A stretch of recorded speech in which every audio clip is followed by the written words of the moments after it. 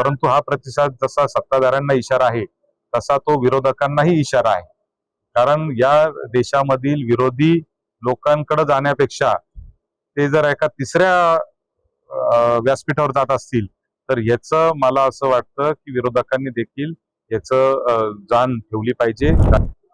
आपण पाहिलं तर तरुणांच्या खूप मोठ्या अपेक्षा आता सरकारकडून आणि एकंदरीत व्यवस्थेकडून आहेत आणि त्या अपेक्षा पूर्ण करणं हे सरकारला आणि व्यवस्थेला शक्य नाही आणि त्याच्यामुळे निश्चितपणाने जे आहे ते अशा पद्धतीचं जे व्यासपीठ तयार होतं त्या व्यासपीठावर मोठ्या पद्धतीने प्रतिसाद मिळतो आहे.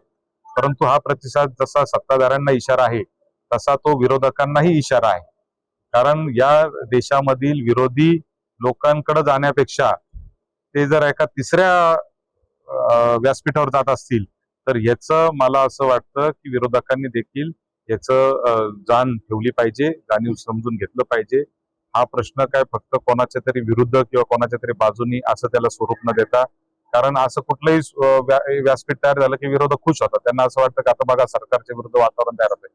सरकारच्या विरुद्ध तयार होत असतं वातावरण तयार होत असताना ते लोक तुमच्याकडे येत नाहीये तर तिसऱ्या कोणत्या तरी व्यासपीठाकडे जात आहे.